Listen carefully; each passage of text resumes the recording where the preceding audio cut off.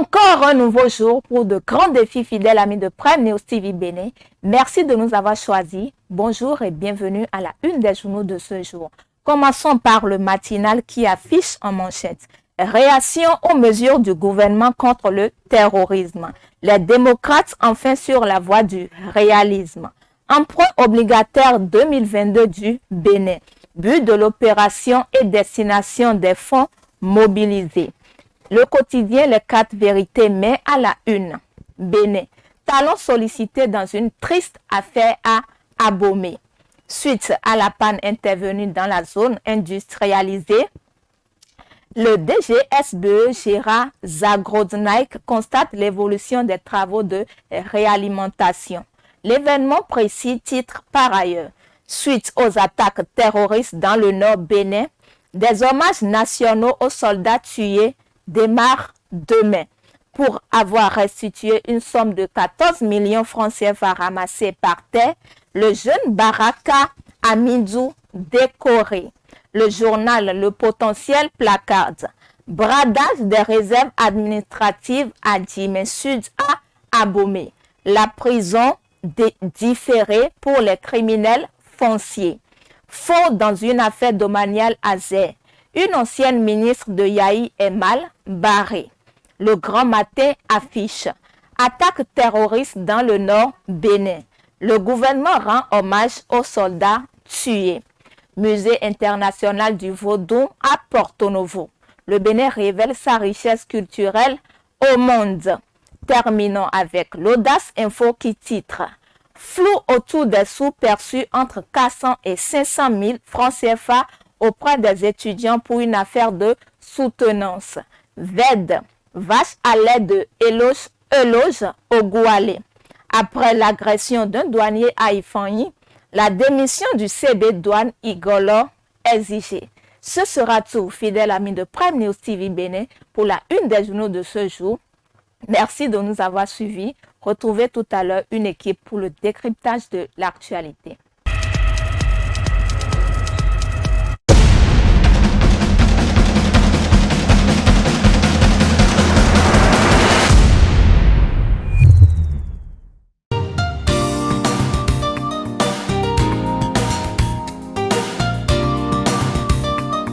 Mesdames, Messieurs, chers amis téléspectateurs de Prime News TV Bénin, merci de nous donner votre fidélité. Nous avons pris une fois encore le rendez-vous ce mercredi 16 février 2022 pour le décryptage du jour et pour parler des sujets d'actualité de ce matin.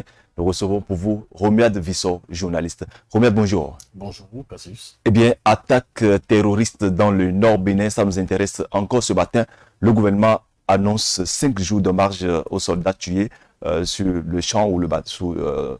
Oui, tués pour l'occasion. Alors, oui, vous savez, c'est normal. Moi, je m'attendais à cela il y a longtemps, parce que dans tous les pays en proie à des attaques terroristes, il faut toujours rendre hommage à ces soldats qui sont morts, les âmes à la main, pour la patrie. Et donc, ça fait plus d'environ un mois qu'on est attaqué. Et c'est maintenant qu'on peut penser à ces concitoyens qui sont morts pour défendre la patrie. C'est normal, je suis entièrement d'accord, mais 5 jours, pour moi, c'est trop. Parce qu'un bel hommage ne dure pas que 5 jours, c'est au plus 30 minutes, 1 heure. Il faut faire venir les dépouilles mortelles, donc recouvertes du drapeau national à l'état-major, et décorer à titre posthume tous ces soldats qui sont morts au nom de la patrie. C'est juste ça. Et accompagner cela d'enveloppe financière. Parce que ce sont des familles qui ont perdu les leurs. Il faut les soutenir moralement et financièrement. J'allais justement poser la question, Romuald Vissot. Quand on sait que lorsqu'on paie la vie, on n'a plus la vie, et pour jouir de ces hommages, est-ce que ces hommages vaudraient vraiment la peine pour aller jusqu'à 5 jours? J'allais justement poser la question, mais je voudrais aussi aller un peu plus au fond pour demander quel sera l'impact. Et vous avez commencé déjà à parler de l'enveloppe financière. Autre que l'enveloppe financière, est-ce que ça a une portée pour l'opinion nationale? C'est une grosse question parce que c'est vrai, c'est une tradition, c'est un rituel qu'on fait quand on meurt, quand on est en service, quand on travaille quelque part et c'est l'accident de travail qu'ils ont fait. Donc ils sont morts au front, il faut leur rendre hommage, les décorer à titre posthume. C'est une tradition, c'est pas ça, c'est pas né au Bénin et ça ne finira pas ici. Ça va pas s'éteindre ici. Maintenant, les accompagner les familles éplorées, juste pour dire allez enterrer votre fils qui est mort. Voici le soutien, l'aide, l'appui de l'État qu'il servait. Ça ne fait que, je dirais, juste une petite compensation pour essuyer les larmes de ceux qui ont perdu leur enfant. Maintenant, la portée est que il faut qu'on aille plus loin. Puisque moi, j'ai connu, quand j'étais en service, en fonction publique, bien sûr, des collègues qui sont allés en reportage et qui sont morts. On les a abandonnés. On a abandonné leur famille. Il a fallu que nous, journalistes à l'époque, parce que je ne vais pas citer là où je travaillais, il a fallu que nous nous cotisions pour que les enfants de nos collègues défunts puissent faire la fête du Nouvel An qui a suivi juste le décès de leurs parents. Pour que les enfants aient à l'école, il a fallu que nous nous cotisions. Et moi, j'étais choqué. J'ai dit, il ne sert à rien de courir pour dire, je sais l'État, alors que l'État ne peut même pas être redevable vis-à-vis de moi si je ne suis plus là, alors que j'ai laissé des enfants. J'ai laissé une femme et des femmes.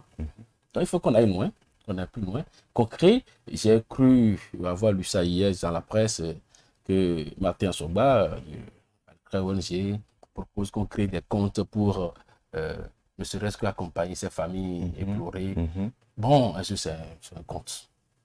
C'est de la solidarité qu'on va demander. Tous ceux qui ont un peu de moyens, qui sont, je dirais, des passionnés de la solidarité, des gens qui veulent aider les leurs, qui aillent déposer 10 000, 5 000 sur les comptes pour dire on accompagne telle famille, ainsi de suite. Ou bien un compte commun pour tout le monde. Et après, on partage ça, on va redistribuer sur l'ensemble des victimes, des familles victimes. Sinon, il ne sert à rien de courir pour aller servir l'État. D'accord. Et au milieu d'autres questions, autres sujets d'actualité qui nous intéressent ce matin, chers amis téléspectateurs de Prime Ministre Bibélé, c'est bien le cas des affaires domaniales qui se multiplient de jour en jour. Aujourd'hui, on sent quand même que les mafieux fonciers sont menacés, ils sont sous la pression.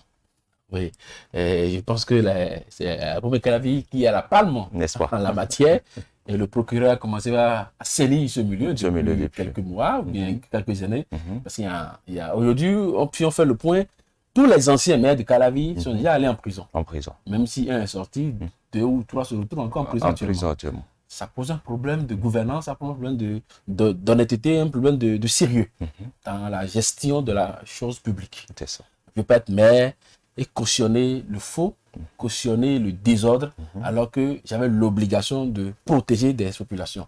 Allez voir comment on vous dessaisit de votre parcelle que vous avez acheté dans la douleur, avec la sueur que vous avez. Justement. Je dis, mais c'est pas normal. Justement. Il y en a qui n'ont pas beaucoup de moyens, qui gagnent peut-être 100 000 le mois ou 50 000 le mois et qui font un effort pour s'acheter un lopin de terre. Un beau matin, on se dessaisit de ce lopin de terre au motif que c'est la route qui passe par là, alors qu'aucune route ne passe par là. On dévie des routes, des gens qui font tout le temps des pots de vin passer par là. Il faut qu'on mette de l'ordre, c'est pas normal. Et à Abomey, pour le moment, c'est encore reporté. Il a dit il faut que retourner un peu en rond. Le procureur n'a pas fait son travail. Tous ceux qui ont volé les terres d'État, qui ont volé des terres d'autrui, doivent en répondre devant la justice. C'est ce qui est normal. Ça a remonté aussi dans le Nord. J'ai lu aussi dans les journaux que dans le Nord, il y a aussi un grand mafieux foncier. Autrefois, il n'y a pas de problème dans le Nord, puisque la terre, là-bas, c'est même pas vendu, c'est octroyé. Mais comment ils ont commencé par c'est au sud qu'on voit que la terre, c'est de l'or, c'est de l'argent. Et il faut marchander les choses, il faut augmenter les enchères. On est venu, mais les mains nues, on repatriait les mains nues. Qu'on ait construit maison, un gratte-ciel, qu'on ait construit villa, on partira nulle part avec. Donc on doit se mettre en tête que la terre, on est venu la voir, on va la laisser telle qu'elle est pour repartir. Donc je ne vois pas pourquoi on s'accroche à une terre qui... Encore que, tout ça là, c'est la faute à l'État. Puisque j'ai eu la chance de voyager un peu. Dans aucun pays, même de l'Afrique de l'Ouest, vous n'entendrez que quelqu'un dit je suis propriétaire terrien et la terre appartient à mon arrière-grand-père, la terre appartient à mon père, ça n'existe pas. C'est l'État. Au Togo, vous verrez, si vous allez régulièrement, vous verrez qu'il y a des parcelles qui sont petites comme cela, puisque c'est l'État qui vend. Si vous n'avez pas de gros moyens, vous vendez 4 de parcelles, demi-parcelles, une parcelle.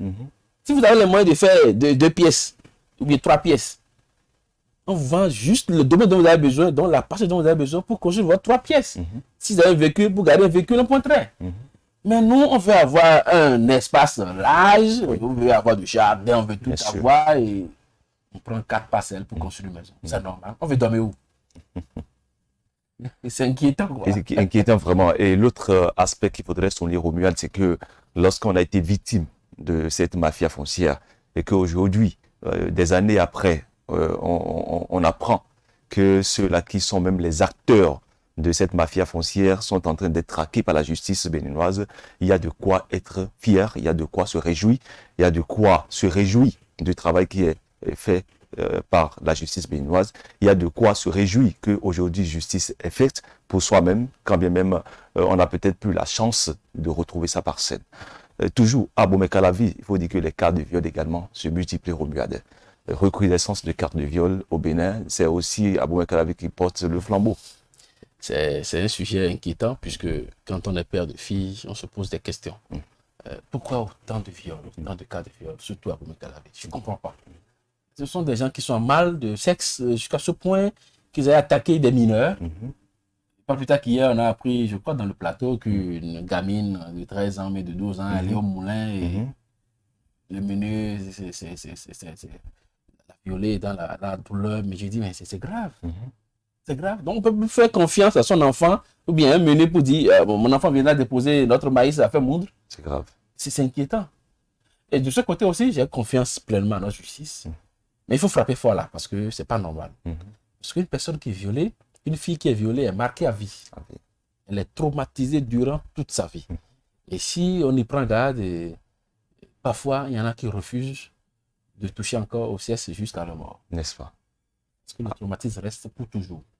Alors que on peut déjà constater et noter qu'aujourd'hui, à côté, même si la prostitution n'est pas légale, à côté, on a quand même dans les 4 coins cardinaux de son quartier, de sa maison, de sa rue, quand même des filles qui se promènent ou des dames qui sont à la recherche du plaisir sexuel. Il y a même des points, de l'argent. Il y a même des points pour ça où on peut aller se soulager facilement. Donc je ne comprends pas qu'on s'attaque aux mineurs, des enfants, pour juste une question de libido. C'est choquant, vraiment choquant pour moi. Et s'il n'y a pas un défaut de sensibilisation? Est-ce qu'il n'y a pas un travail de sensibilisation à faire encore par les acteurs de la société? Je ne dirais pas qu'il y a un défaut, peut-être que la sensibilisation manque. On va continuer à sensibiliser, on va continuer à mettre l'accent sur que le fait que violer une femme est un crime qu'on commet. Violer une femme, même si ce n'est pas une mineure, mais une femme qui est qui a été pucelée, donc qui a l'âge même d'aller au sexe. On ne peut pas aller à un rapport sexuel sans consentement. C'est pas possible. C'est pas possible. Je ne sais même pas dans quel état on peut faire pareil rapport. Ça n'a pas de sens. Ça n'a pas de sens. Parce que les conditions ne sont pas réunies pour qu'on aille à un rapport sexuel correct. Donc, il faut continuer à sensibiliser. Il faut frapper aussi.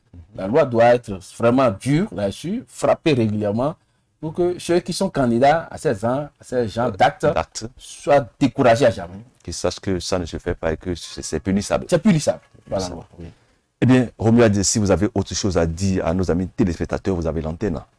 Ben, on va dire à tous les téléspectateurs de Prime News TV que l'actualité se poursuit, puisque nous sommes sur la toile. C'est au quotidien, toutes les heures, toutes les minutes, toutes les fois que l'actualité sera brûlante, vous nous verrez en train de la commenter. Merci. Mesdames, Messieurs, chers amis téléspectateurs de Prime News TV Bénin, nous sommes venus au thème du décryptage de ce mercredi 16 février 2022. Merci de nous avoir suivis. Prenez le rendez-vous pour le vendredi prochain. Portez-vous bien et à bientôt.